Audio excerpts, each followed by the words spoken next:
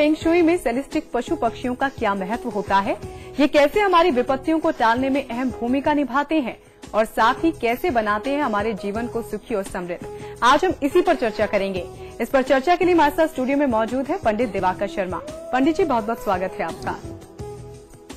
कार्यक्रम को आगे बढ़ाएं उससे पहले बता दें अपने दर्शकों को, अगर आपके जहन में भी कोई सवाल है तो आप हमें कॉल कर सकते हैं। हमारे फोन नंबर लगातार आपकी टीवी स्क्रीन पर फ्लैश किए जा रहे हैं। आप हमसे सीधी बात कर सकते हैं। हमारा टोल फ्री नंबर है 180010263003। आप इस नंबर पर मुफ्त में कॉल करें। इसके अलावा आप हमें हमारे लैंडलाइन नंबर्स 012046463332 और 012046463327 पर भी कॉल करके हमसे सीधी बात कर सकते हैं।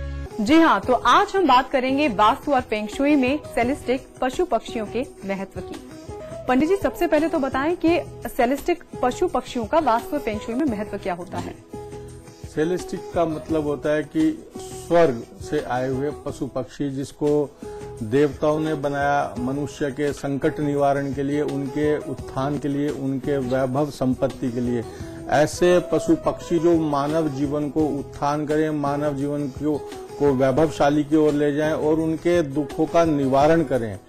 यह यांग जो ऊर्जा होती है उसके प्रतीक होते हैं। हमारे जो फेंग शुई में दो ऊर्जाएं होती हैं, एक नेगेटिव और एक पॉजिटिव। नेगेटिव जो ऊर्जा होती है उसको यीन कहते हैं, पॉजिटिव ऊर्जा उसको यांग कहते हैं, यांग सकारात्मक ऊर्जा। तो ऐसे पशु पक्षी जो सकारात्मक ऊर्जा को बढ़ाएं, आपके दुखों का निवारण करें, उनको सेलेस्टिक एनिमल्स बोलते हैं। जी पंडित जी, कौन कौन से होते हैं सेलेस्टिक पशु पक्षी? ये देखिए, इसमें बहुत सारे हैं और वो अगर हम उनको देखें, उनका पूरा विवेचन करें, विश्लेषण करें, तो वो किसी न किसी रूप में हमारे किसी न किसी देवता के द्योतक हैं, उनके प्रतीक के रूप में। सबसे पहले इसमें आता है, जैसे एक फिनिक्स पक्षी लेते हैं, गरुड़ भगवान का प्रतीक है। इसमें डोग आता है, भैरव का प्रतीक है। इसमें कछुआ आता है, भगवान विष्णु का प्रतीक है। मछली आती है, भगवान विष्णु का प्रतीक है। उल्लू आता है, माँ लक्ष्मी का प्रतीक है। गधा आता है, इसके अंदर भगवती जो कालरात्रि हैं और जो भगवती शीतला देवी हैं उनका प्रतीक है।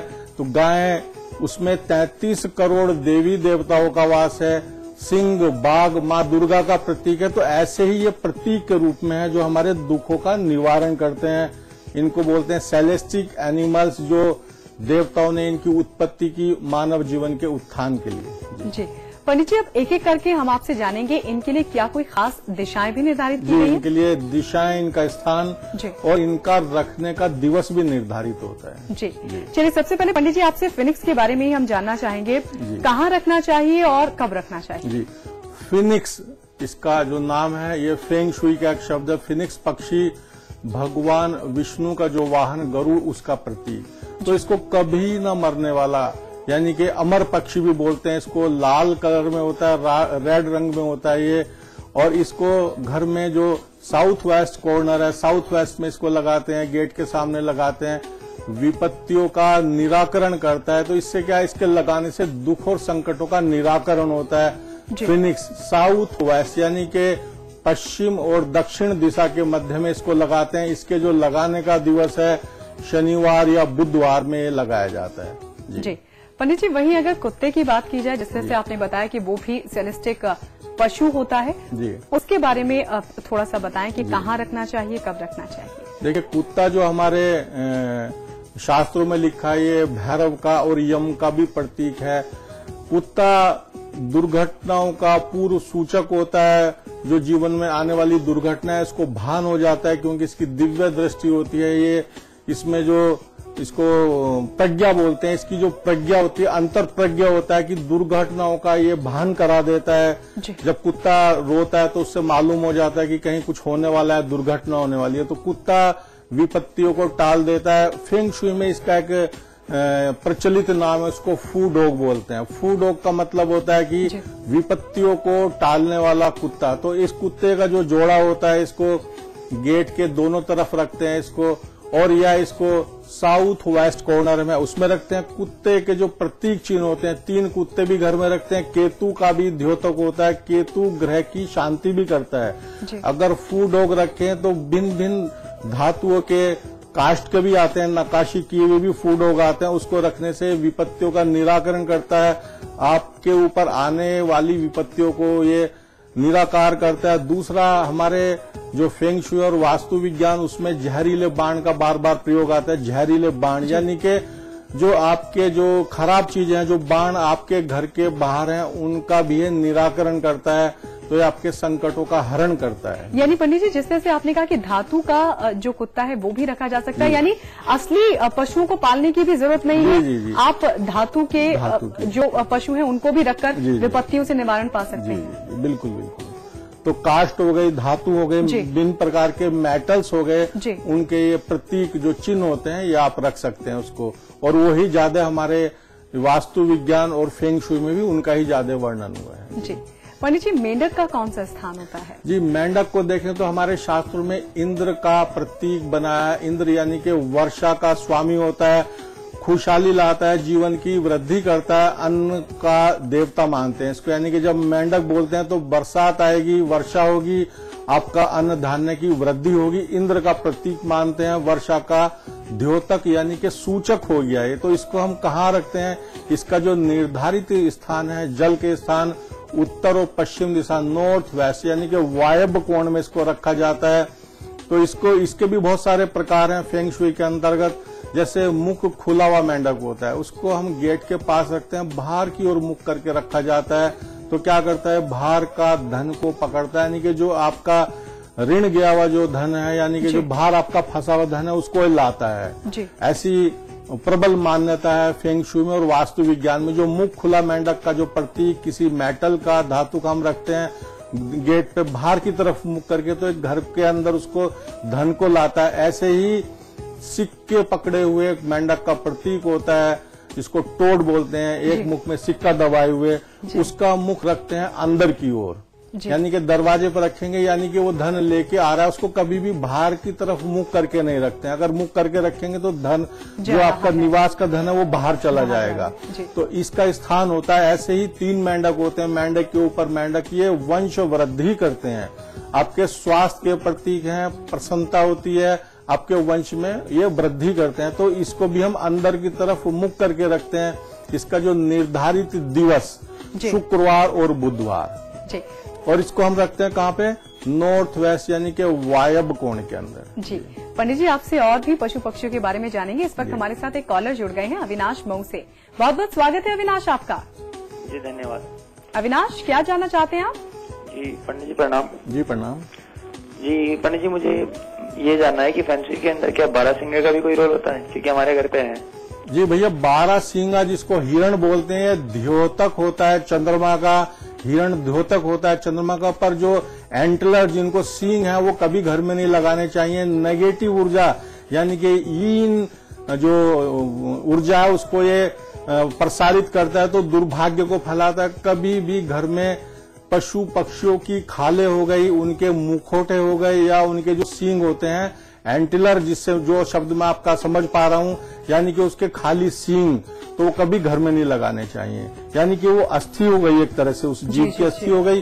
तो क्या है कि वो ऋणात्मक ऊर्जा का उत्सर्जन करती है, वो हानिकारक होती है, नेगेटिविटी पैदा करती है। जी चलिए, हमें कॉल करने के लिए बहुत बहुत शुक्रिया। पंडित जी, हमने मेंढक तक जाना, मछली के बारे में। आजकल मछली पालना तो एक फैशन भी बन गया है। जी जी।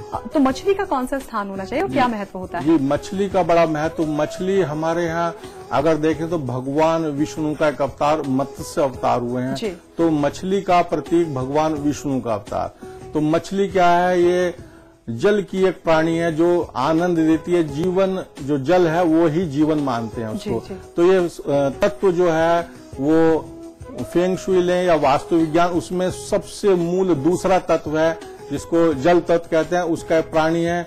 इसका जो एक्वेरियम के रूप में भी रखते हैं, तो कहाँ रखते हैं इसको? नॉर्थ वेस्ट यानी कि उत्तर और पश्चिम दिशा वायव्य कोण में रखते हैं। इसको ईशान में भी रखते हैं। मछली रखने से समृद्धि आती है, घर में शांति, सौहार्द कहती है। तो मछलियों के भी बहुत सारे प्रकार होते हैं। कुछ मछलियां अकेली भी रखी जाती हैं, धातु और मेटल की भी। मछलियों को ज्यादातर जो मछलियां होती हैं वो सजीव मछलियां रखते हैं फेंग शुई के अंदर, और उनके पोर्सलिन या ग्लास की बनी हुई मछलियां होती हैं। जी पंडित जी, दोनों का सेम महत्व रहता है? जी, लगभग दोनों का सेम महत्व है। जी।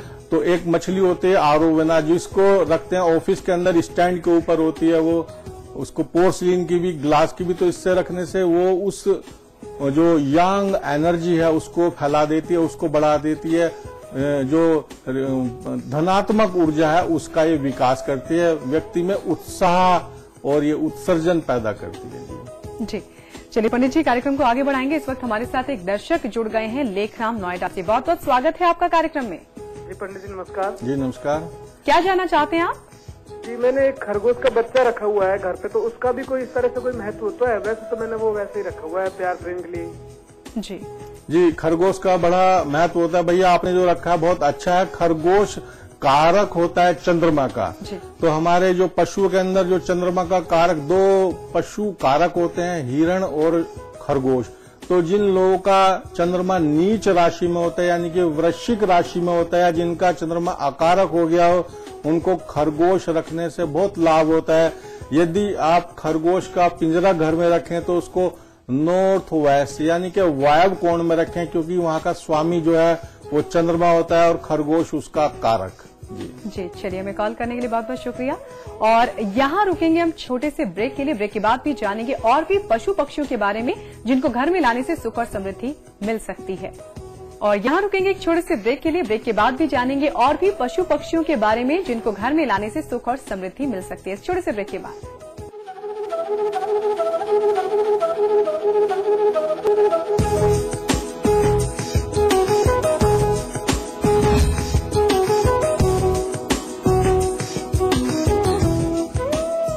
रजनीगंधा का कोई मुकाबला नहीं। इसमें है बहुमूल्य प्राकृतिक रूप केवड़ा, पवित्र शीतल चंदन तेल, अव्वल दर्जे का गुणकारी कत्था, खास खुशबू वाली इलायची, उम्दा क्वालिटी वाली जायकेदार सुपारी। रजनीगंधा का कोई मुकाबला नहीं। हम रजनीगंधा खाने वाले हैरी गहरी चीजों को मुंह नहीं लगाते। इसमें तंबाकू बिल्कुल नहीं, इसीलिए तो मैं भी खाती हूँ।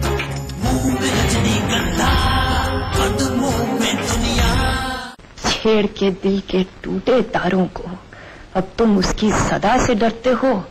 खुद ही तूफान उठाए हैं तुमने और खुद ही हवा से डरते हो। मैं ना रहूंगी लेकिन गूंजेंगी आहें मेरी गाँव में। देखिए अधूरी दास्तान रात 8:30 बजे सिर्फ समाचार प्लस पर।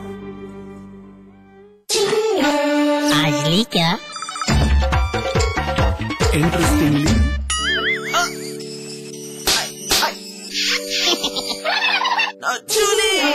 रिफ्रेशिंग मिनी गम। आज ली क्या? हर कोई चाहता है रोग मुक्त जीवन। योग और आयुर्वेद से कैसे पाएं स्वस्थ तन और मन? क्या कहती है एक्सपर्ट की सलाह? देखिए आरोग्य रविवार दोपहर 12 बजे सिर्फ समाचार प्लस पर। इलायची, खजूर, मिश्री, वाह, सब एक से बढ़कर एक है, मगर कोई अपना बड़प्पन नहीं जताता, है ना? रहो हमेशा पास पास।